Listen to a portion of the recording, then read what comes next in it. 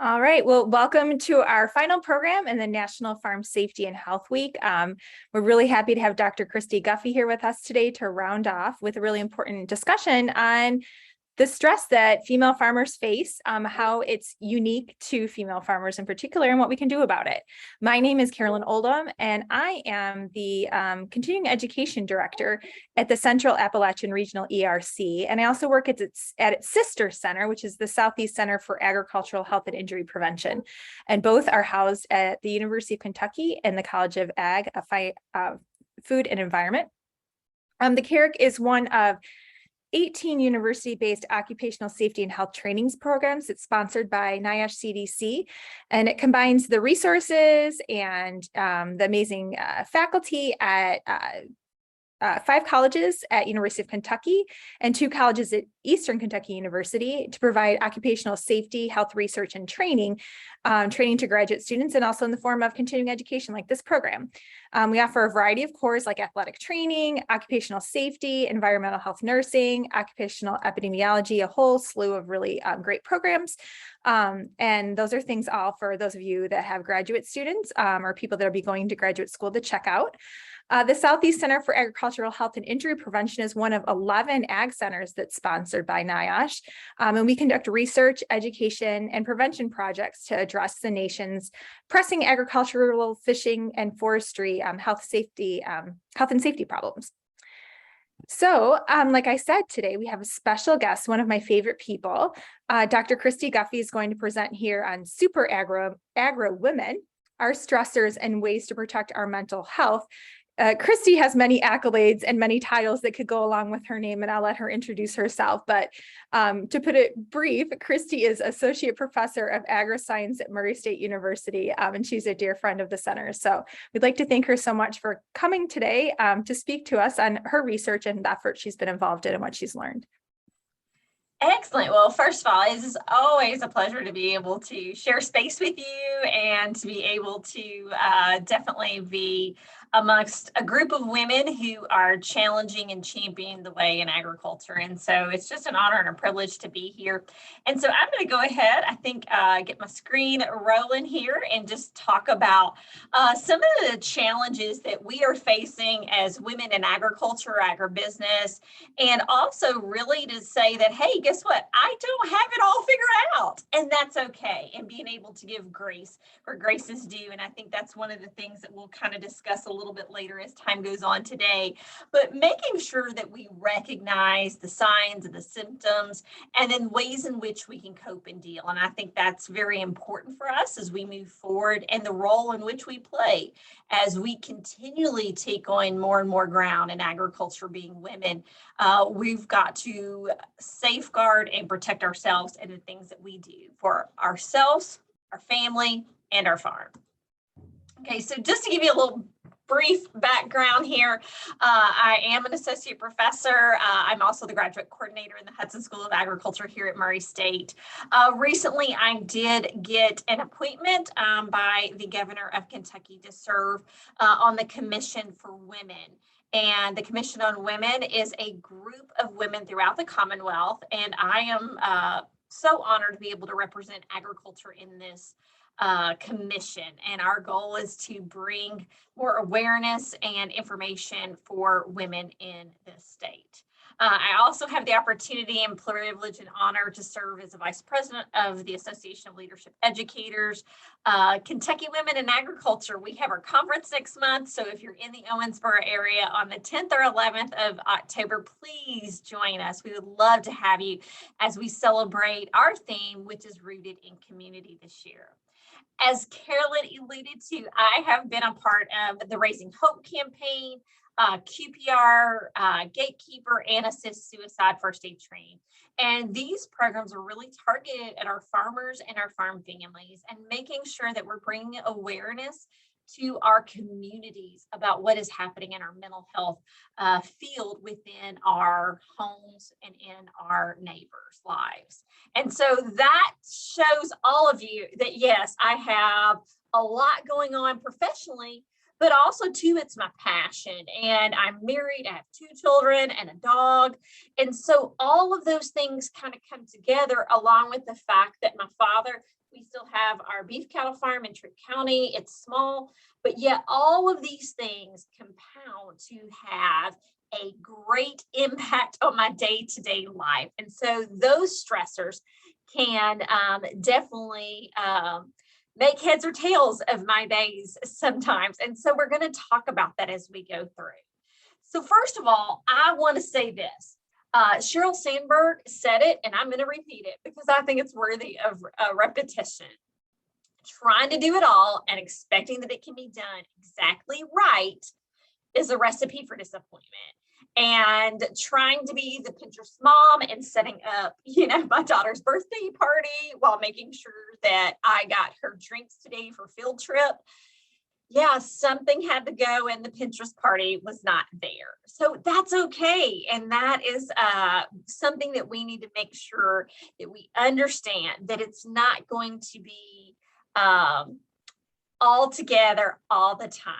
And so the first step that I really want us to do is I want us to step back and say, okay, let's take an assessment right now. How is our life? How is your life right now? On a scale of 0 to 10, like, is it bad? It's 0, or is it 10? Is things going smooth and great? Mercury retrograde had no impact on you. If that is true, I would really like to talk to you and figure out what you did, because it was crazy. And with Farm Safety Week, there's been so many different things going on.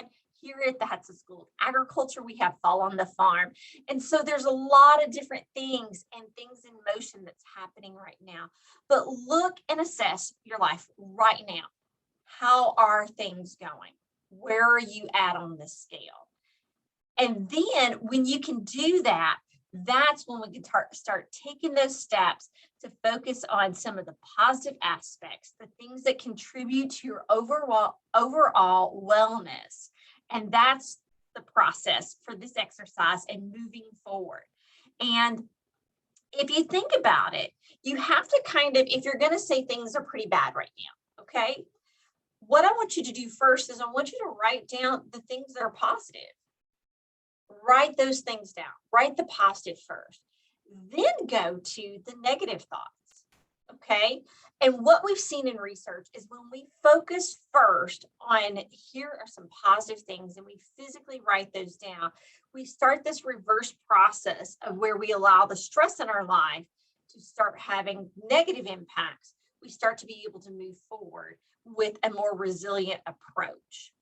And so that's where I like to start with when we begin these conversations about stress. So first of all, what is stress? What is it? Well, guess what? It's normal. Every single person, even the most cool, calm, collected person has stress. Everybody has it. And what's interesting is that for some of my students, it motivates them. For example, if I were to give, let's say, a homework assignment and it's due at midnight on Sunday night, I guarantee you that there are some that wait till the last minute, and it's their motivator. And that stress of that time constraint motivates them to move forward. And so that can be used in a positive way. Now, there are some myths. There are some downright myths about stress that we want to talk about and make sure to debunk those right away. Sometimes you will hear people say, well, you have to know what's stressing you out. What's stressing you out? And you go, I don't know. Just everything's stressing me out right now. Well, guess what? When somebody asks you or tells you that you should know exactly what is stressing you out, you may not know. That is a misconception that people say. Obviously, if you're stressed, you automatically know what is causing it. In agriculture, we talk about like point source pollution or a point source. We don't always know where we're at as far as that goes. We don't always have that pinpoint. So sometimes it's multiple things that combine that develop that sense of stress, that pressure that we have. Another misconception is people will say that it is a sign of mental illness. It is not a sign of mental illness because stress is normal and every single human experiences it. Another thing is some people do not have stress. That is baloney.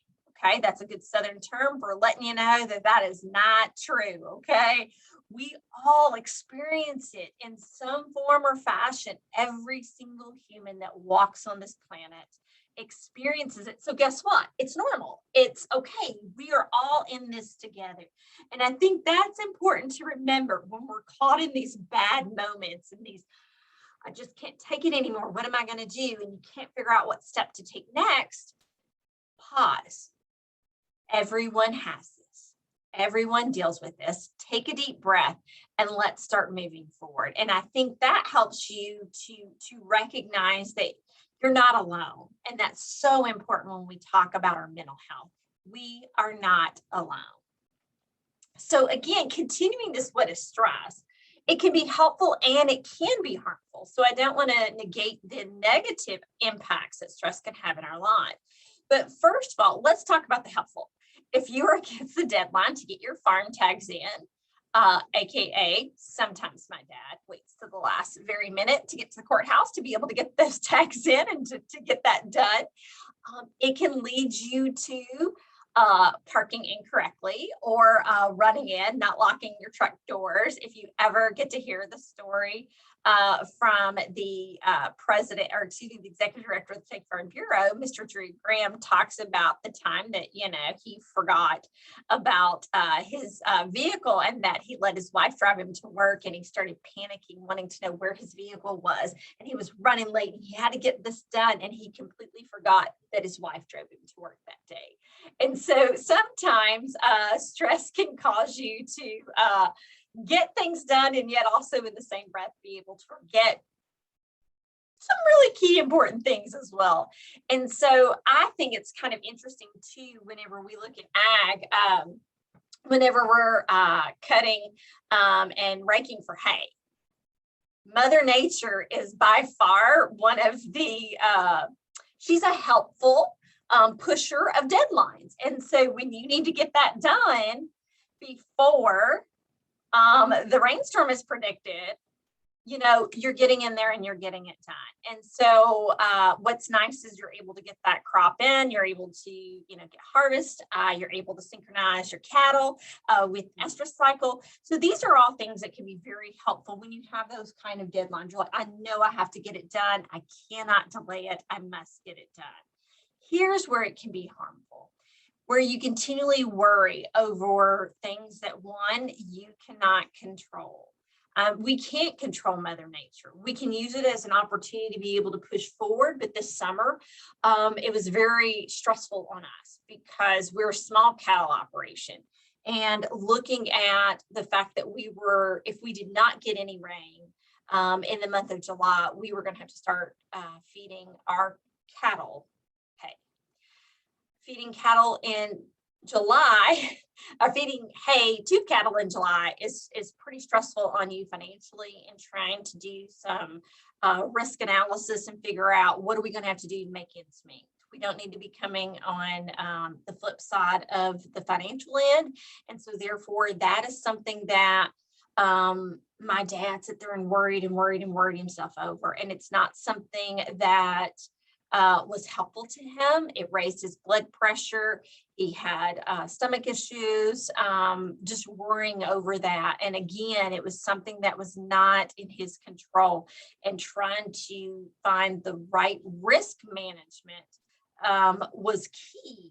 But yet he continued to just drive that. Think about that internally. And so again, it can be helpful when it pushes you forward, but when it stops you or even pushes you back further, that's when stress can be harmful. So what can stress do? These are the things that the CDC has indicated that occur and can happen for all people, male or female, or those who identify differently. They can help, this is what stress can do, So heart disease, cancer, arthritis, something that I did not really truly think about, diabetes, chronic lung disease, asthma, depression, and high blood pressure. And so these are the things that continued stress over time can cause and can impact, according to the CDC. And then here are some stats for women. And I wanted to pull this so that we could see this and really look at this. Now, this is not specific to agricultural women. I want to make that known. This is women in general, and most women in general are pulling multiple hats. We put on our hat for the farm. We put on our hat for the business. We put on our hat for work outside of the farm. We put on our hat for our spouses. We put on a different hat for our children. And so we're constantly putting on and off different hats. And so this shows you that 13% of women over the age of 18 are considered in poor health. Nearly 40% suffer from obesity. 34% suffer from hypertension. Again, it's interesting to look at how many are how many women and their age that are on medications for high blood pressure. And so the CDC mentioned that of the 34% of the women who suffer from hypertension, that 67% are on prescription medication daily.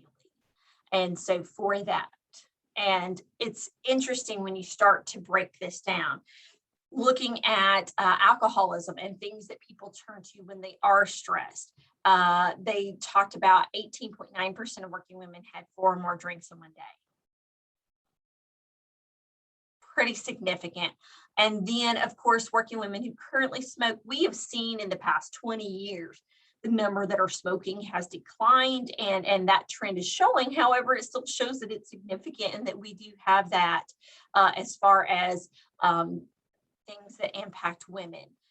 Smoking is still definitely in there. When we talk about stress, one thing that's interesting is this fight, or are we flying away, running away? And a lot of times when we do feel stressed, we can have this sense of overwhelming, not understanding our feelings and our emotions are coming from, and because we can't determine it. I like to think whenever we talk about this fight or flight, I like to think of a 7-year-old.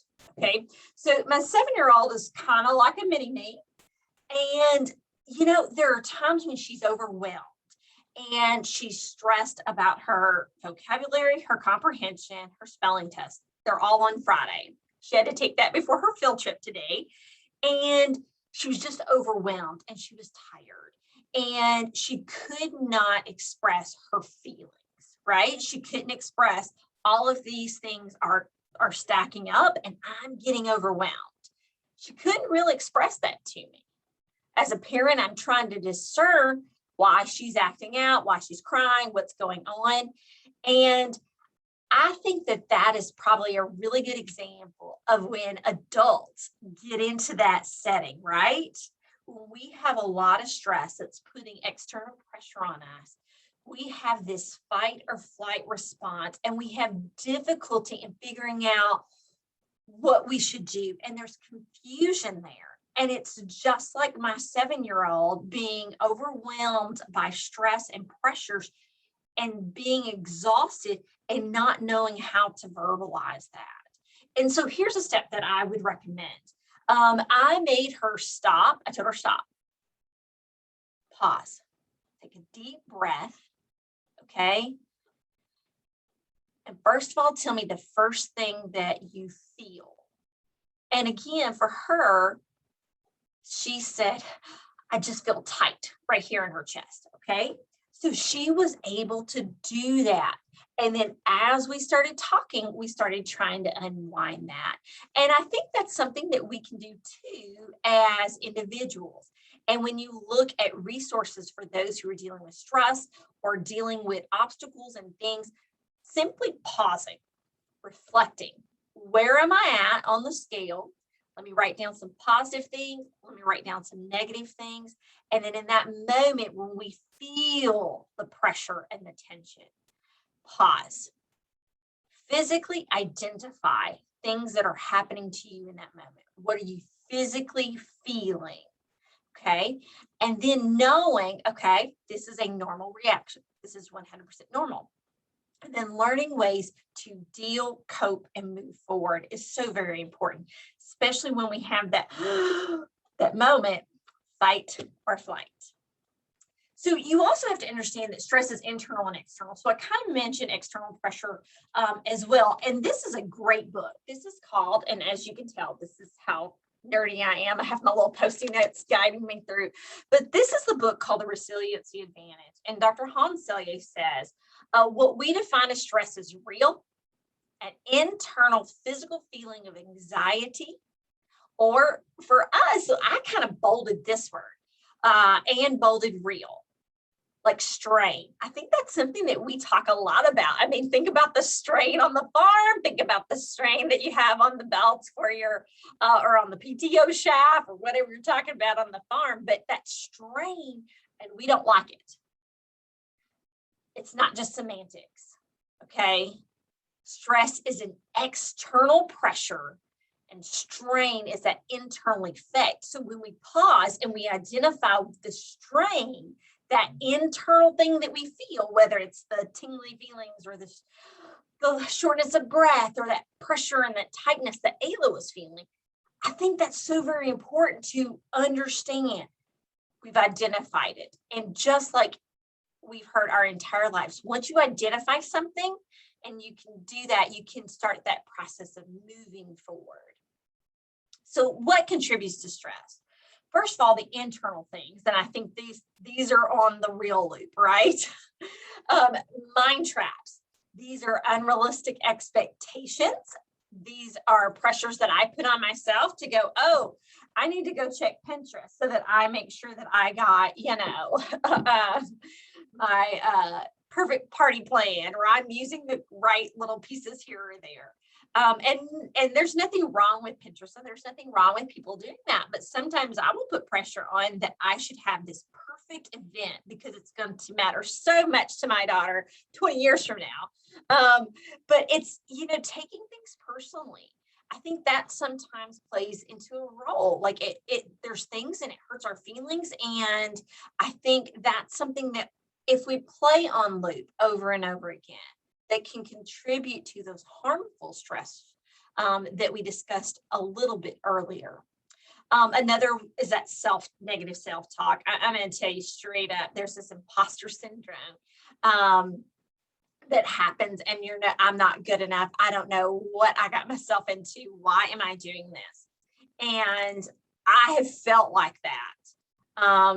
And ways in which we can overcome that is once again, go back. Let's talk about the positive things. Let's talk about ways in which we stop the negative self-talk, the pessimism, and that criticism that we give ourselves.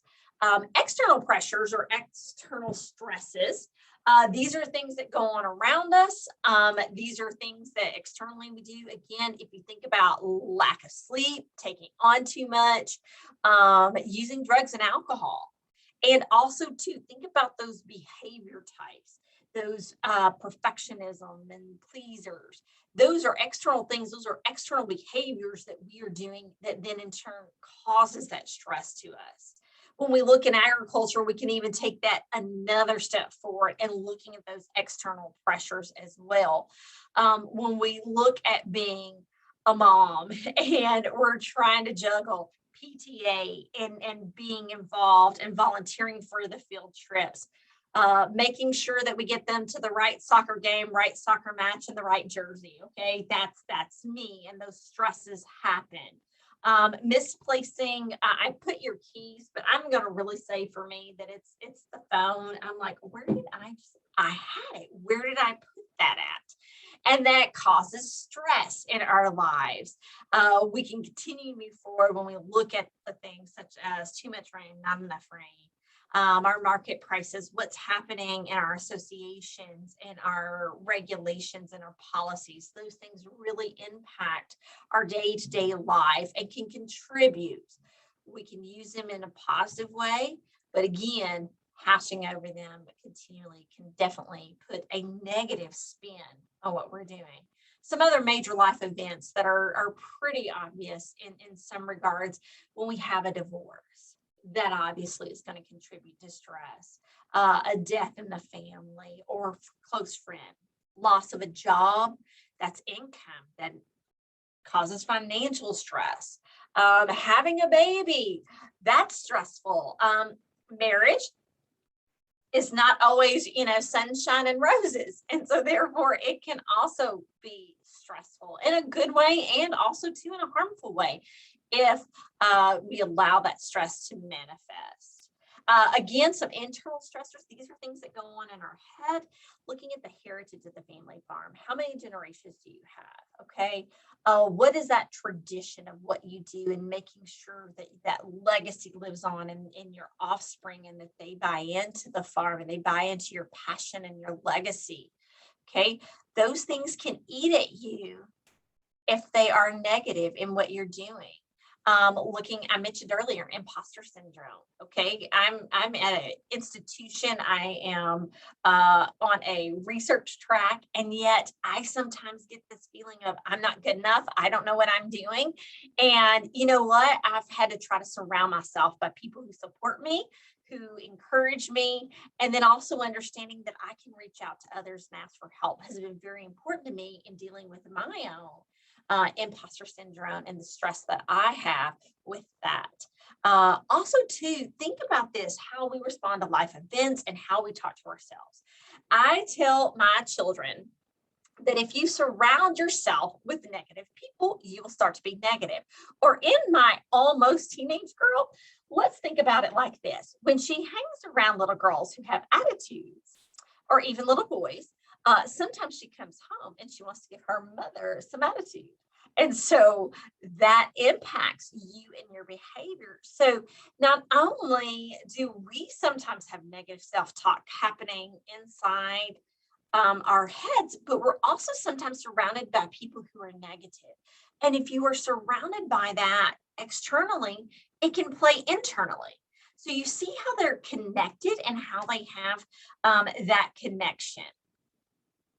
So stress can become a problem, and here's why or how. It can become a problem when it occurs repeatedly. We keep doing the same things, or we keep just spinning this what if wheel. Another is we won't let go. And simply put, that is extremely harmful to us on the farm when we won't let go, or if we continue to do the what if scenario. And then we just allow that to continue over and over and over. And so stress can impact you in 4 ways. And so we're going to break down the 4 ways, and then we're going to start breaking down what can we do. Okay. So we spent about half the time really talking about what is stress internally, externally. Now we're going to look at how it impacts you and then what we can do. So first of all, it impacts the way in which your body works and functions. It also impacts the way in which we behave. Behavior is very important. It impacts the way that we think and we talk to ourselves, and then our emotions and the way that we feel. So first of all, understanding how your body responds is so important. And these are some of the symptoms of dealing with stress. So think of this. It causes your heart to race. It causes palpitations, dizziness, breathless, sweating. And I want to say this can be cold sweats, and this can also be hot sweats, okay? And so some people get confused within that. It can cause indigestion and problems with your stomach and digestion. It can give you headaches. A lot of times, tension. I get tension in my neck and shoulders, which will then lead to a tension headache when things get too stressful and I don't deal with things properly. And so these are some physical symptoms to address. The one that I think is really interesting that I had not probably put a lot of thought into is brain fog. And I'm like, what is that? And looking at that further and understanding, a lot of people who had COVID, and a lot of people have talked about that recently, is this sense of if you've ever driven through really dense fog, you know things are there, but you cannot see them. You cannot see how to move forward. You cannot just physically get into the next step. It's almost like your wheels are, the gears on the wheels are kind of stuck and you need some WD-40 to get it rolling. Okay. It's kind of in that grind. And when you think of brain fog, it's literally like you've taken, you've gone and walked through this very dense fog and not sure where your next step is because you can't see your feet in front of you. And that is something that has been identified recently as a physical symptom of stress. Continuing forward and looking at behavior. So we identified the physical symptoms that we can identify, and that's in that pause moment in the very beginning that we talked about. Pause. What are you physically feeling? Another is looking at these behaviors. Sometimes as a teacher, putting things off, grades. Just sometimes don't like working on grades, and I know I need to, and I will be like, oh, but look, I need to do this instead. It's something that we tend to do. We'll put things off or avoid them when they're uncomfortable or when there's so much stress. Other people, my daughter, she bites her nails. I pop my knuckles. Some people grind their teeth whenever they're expressing that behavior. Couple other things here that I think are very interesting to recognize is one, arguing, talking in excess. Also, there are some people that, when they get really nervous, they literally, I know someone, they will turn around and they will just, their foot goes like this, and their knees. They get so stressed out about stuff, and you can physically see their body moving. We can also talk again too about that starting to drink or smoke or do it in excess as a behavior under stress. The third one is really what's going on in our minds, what's going on right here. And again, I want to emphasize what goes on inside is just important to pay attention to as those physical symptoms of dizziness, loss of breath. What's going on inside is so important and we cannot ignore it. So these are some typical thoughts for people whenever they feel stressed. I can't cope. I'm useless. This is not me. People are staring at me. What is the point? If it weren't for bad luck, I wouldn't have any luck at all. And it's important that we identify that this is happening.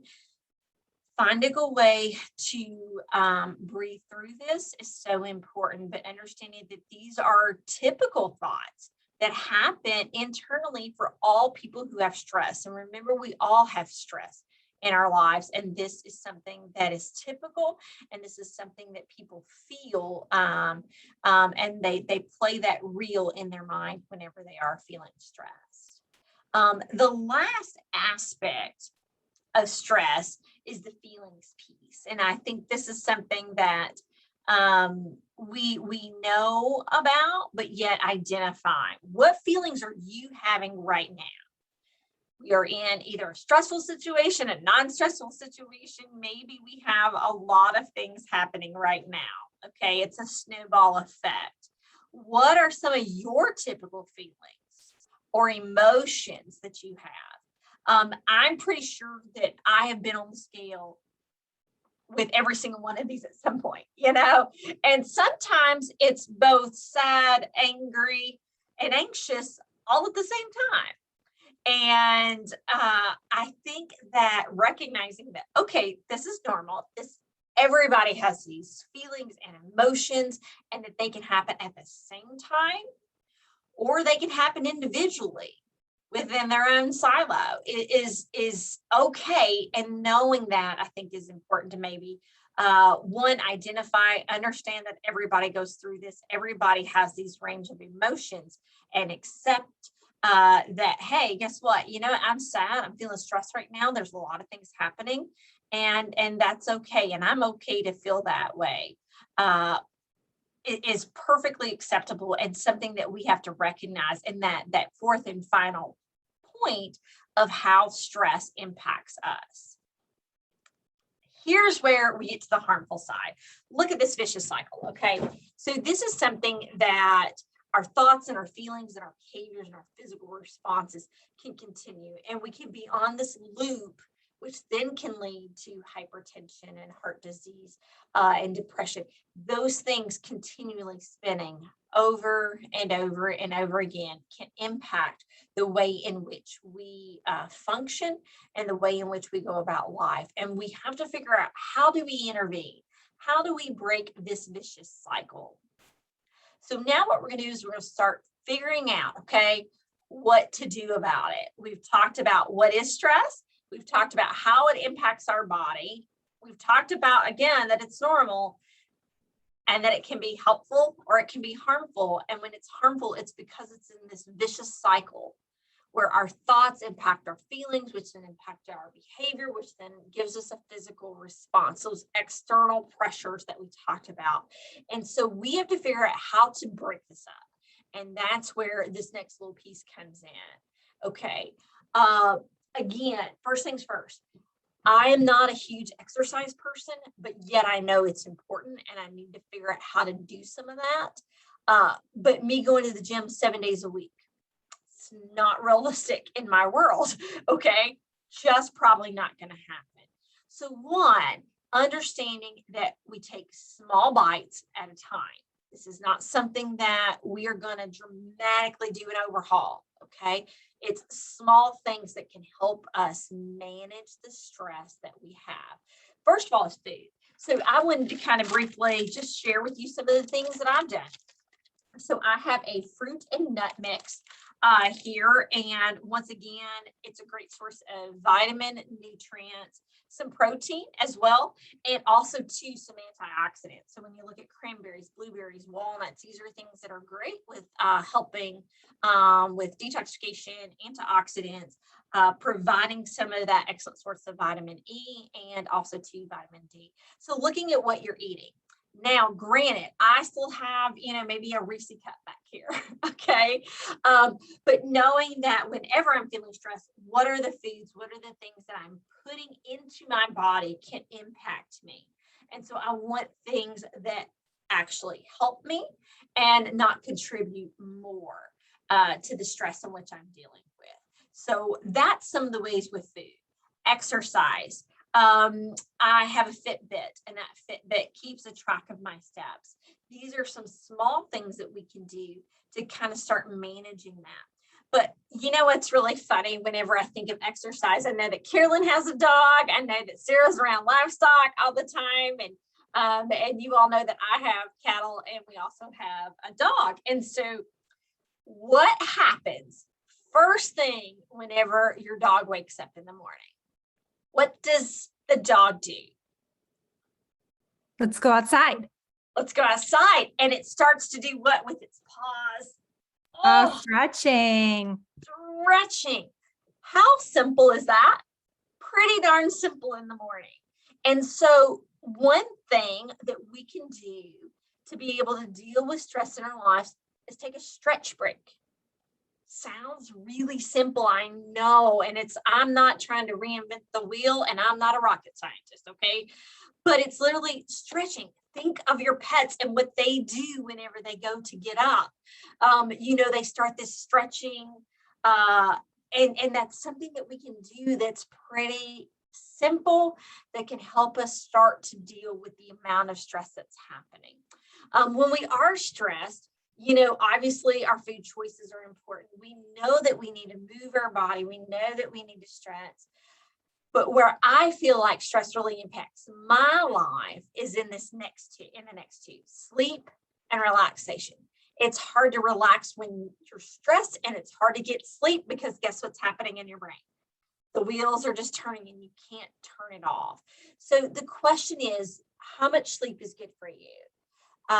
Typically, you see the results that say 8 hours of sleep is common for most people. Again, common. Maybe you need a little more, maybe you need a little less. But a good night's sleep is so vital to your overall health and how you start that day. And what are some things that we can do? So a couple of things that you can do, obviously, is to sometimes we need to turn these off, and we don't need these on when we're about to go to bed, because that, again, that electronic stimulus occurs. And so therefore that's not good for winding you down. Some people like to have sound machines. Some people will turn around and use oils. Some people want it completely dark and silent. But what is your best environment for sleep? And then try to set up as much as you can that environment, which hopefully will allow you to get the sleep in which you need and that you deserve. Relaxation. Couple of things that you can do with relaxation. What's your favorite things in life to do? Maybe, ladies, it is to get your nails done. Maybe it's to get your hair done. Maybe it's a massage. Or maybe it's just 5 minutes. Listen to your favorite music with your earbuds in, without children, pulling on you, or your husband going, hey, can you go run the store and get this? So figure out what you like to do for relaxation and plan 5 minutes. 5 minutes, and I guarantee you that the farm, the husband, the kiddos, they can survive 5 minutes. They may not like to, but they can. And so give yourself 5. Give yourself 5. Okay, you deserve that. And that is a way in which you can deal with stress. So give yourself 5. Again, continually controlling, and I want to reiterate the sleep. Okay, it really does impact how we feel. And if you wake not feeling refreshed, ask yourself why, and what are some tips that I can do? Well, I know that I was on Facebook, I had the TV on, and I was thinking about the show. Whatever it is, identify that. But truly, sleep is one of the most important keys to our success and managing and dealing with stress. Again, we're never getting away with stress. Stress does not go away. Stress is always there. Everybody deals with stress. So the question is think of your best night's sleep. What were the factors involved in that sleep? And I hope that it wasn't, I was so exhausted, I passed out. I'm hoping that you say, this was a really good night's sleep. And so it was when I had fresh sheets on the bed, or when I had a fan blowing on me, or a sound machine, or I used essential oils. Whatever it is that works for you, try to do it, try to repeat it. Another way to deal with this stress is breathing, which is really silly, right? Okay, but I had a young man who is competing for a national FFA competition. And he actually has an interview this afternoon by Zoom for his competition, and he's nervous. And I said, do you know that your nerves can cause your stomach to hurt? It can cause you to have cold sweats, your hands to shake, your voice to tremble. And I said that the best way when we start to feel that overwhelming sense of nervousness or stress or whatever it is really doing something simple, and that's breathing, which obviously you already are, but let me rephrase: control breathing. So next time this happens, I want you to grab your phone, set it on 1 minute, and I want you to do 10 deep breaths in 1 minute and exhale. So you do a deep breath in, and then I want you to push out with your gut. I'm talking about push out that gut, make it a beer belly gut for you. Okay, but push it out. I mean, it should be like, oh my gosh, I never want anybody to see me do this. Okay, that's how much I want you to push that gut out, and that helps to control your nervous system. That helps you to regulate your breathing, which then helps to get oxygen to the brain and allows you to start calming down when those things are happening. So again, think about it. Slow down, breathe out, breathe in, aim for 10 deep breaths in that 1 minute to help control that stress and to control those physical symptoms and feelings and emotions that are happening to you. Remember, they're all connected, and that's important for us to know.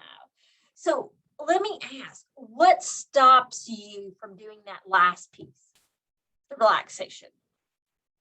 Is it internal barriers? I don't have time. I mean, look at this. I have a calendar, and there are 7 different colors on my calendar telling me things that I need to be doing or I should be doing, not to mention dishes and laundry and the other stuff, right?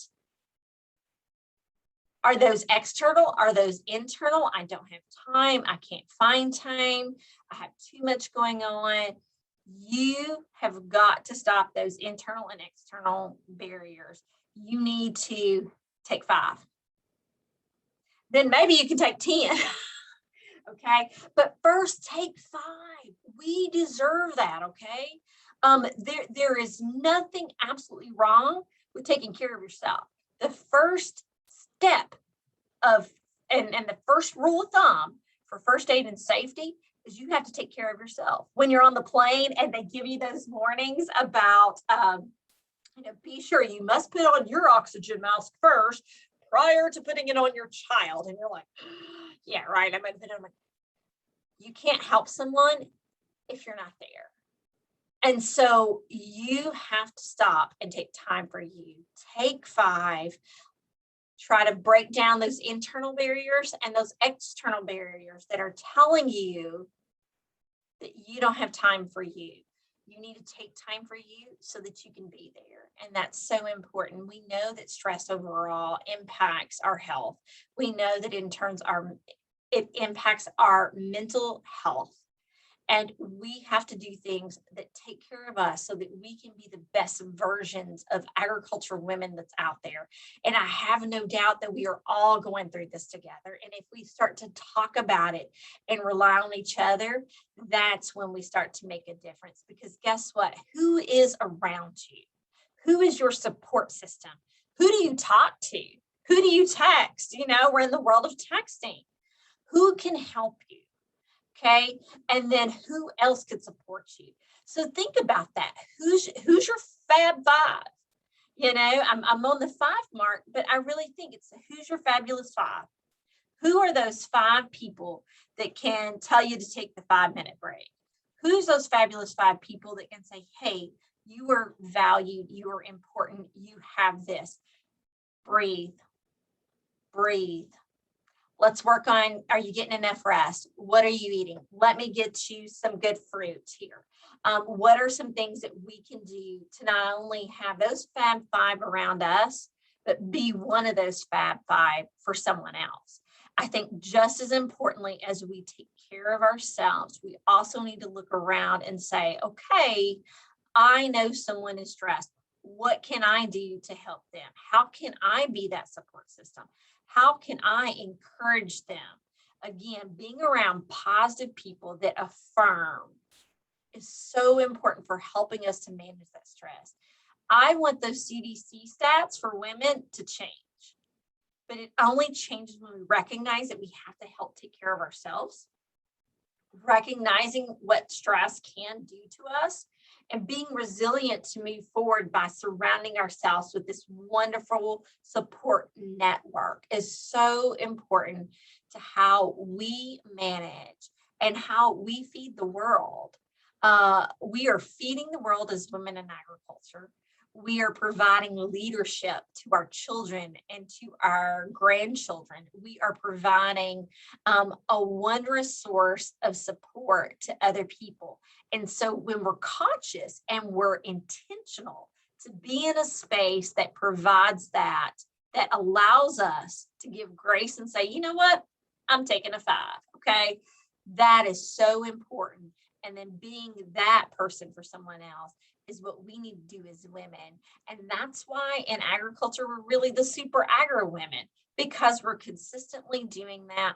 And we have to give ourselves a little bit more grace and to take 5. And so again, if you all have any questions or anything, I would be glad to answer them. I know that Carolyn will be able to have my contact information for those who will be watching this later. But again, I like this little quote, and it says, I will breathe. I will think of solutions. I will not let my worry control me. I will not let my stress level break me.